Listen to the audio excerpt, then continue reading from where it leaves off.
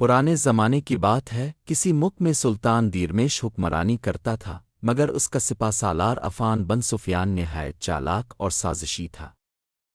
اس نے اپنی ہوشیاری سے سلطان سے زیادہ طاقت حاصل کر لی۔ سلطان ہمیشہ اس فکر میں رہتا کہ کہیں عفان اس کے خلاف بغاوت نہ کر دے، مگر جو ہونا تھا وہ ہو کر رہا۔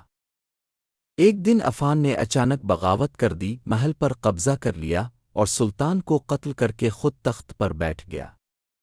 وہ ایک ظالم حکمران ثابت ہوا، مگر اس کے دل میں ہمیشہ ایک خوف بیٹھا رہتا کہ کہیں کوئی اور اس سے زیادہ چالاک شخص اس کے خلاف بغاوت نہ کر دے۔ کئی سال گزر گئے، یہاں تک کہ عفان کو محسوس ہونے لگا کہ اس کے بڑھاپے کی دہلیز پر قدم رکھنے کا وقت آ گیا ہے۔ اس نے دربار میں اعلان کیا کہ وہ اپنے بعد کسی کو جانشین مقرر کرے گا، لیکن شرط یہ ہے کہ اس کا جانشین اس سے بھی زیادہ چالاک اور ہوشیار ہونا چاہیے۔ میں اپنے وقت میں اتنا ہوشیار تھا کہ ایک ہی رات میں 10 گھروں کو لوٹ سکتا تھا۔ میرا جانشین وہی بنے گا جو اس سے بھی زیادہ چالاکی دکھائے۔ بادشاہ کے اعلان پر دربار میں سناٹا چھا گیا۔ اتنے میں کمال الدین فہیم نامی ایک شخص آگے بڑھا۔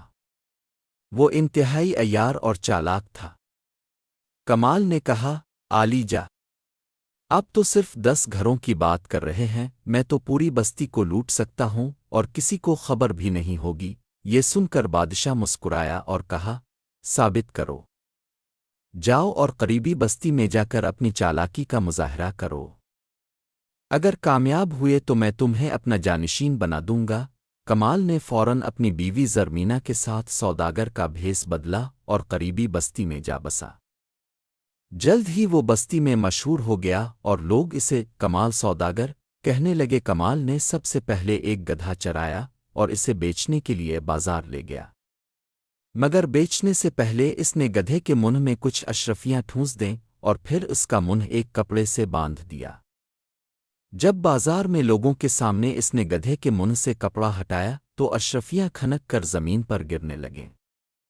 یہ دیکھ کر لوگ حیرت میں پڑ گئے۔ کمال نے موقع کا فائدہ اٹھاتے ہوئے کہا، یہ کوئی عام گدھا نہیں ہے، یہ روزانہ ایک بار سونے کی اشرفیاں اگلتا ہے، مگر میرے پاس اتنا سونا ہو چکا ہے کہ اب مجھے اس کی ضرورت نہیں۔ جو چاہے اسے خرید لے۔ شیخ ناصر الدین نامی ایک امیر تاجر نے فوراً 10,000 اشرفیاں دے کر وہ گدھا خرید لیا، مگر جب وہ گدھا اپنے گھر لے گیا تو وہ کبھی اشرفیاں نہ اگا سکا۔ تاجر کو احساس ہوا کہ وہ دھوکا کھا چکا ہے۔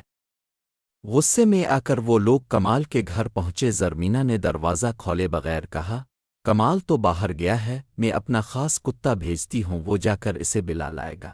لوگ حیران ہوئے کہ ایک کتا کیسے کسی کو بلا سکتا ہے۔ دراصل یہ کمال کی چال تھی۔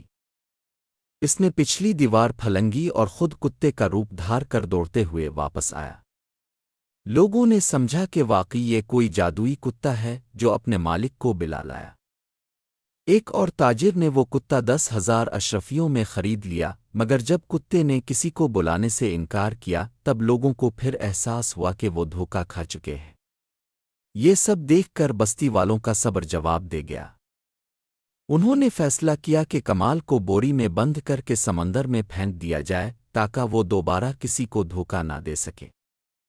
جب بستی والوں نے کمال کو بوری میں بند کر کے ساحل پر چھوڑا تو کمال نے چالاکی سے یوسف بن خضر نامی ایک چرواہے کو بے وقوف بنایا اور اپنی جگہ اس کو بوری میں ڈال دیا۔ کمال نے چرواہے کو یقین دلایا کہ اگر وہ بوری میں بند ہو جائے تو اس سے خزانہ ملے گا۔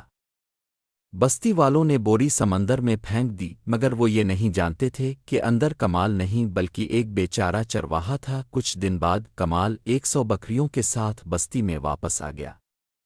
لوگ حیران رہ گئے اور اس سے پوچھا کہ وہ زندہ کیسے بچا۔ کمال نے چالاکی سے کہا، جب میں سمندر میں پہنچا تو جلپری آئی اور اس نے مجھے ڈوبنے سے بچا لیا۔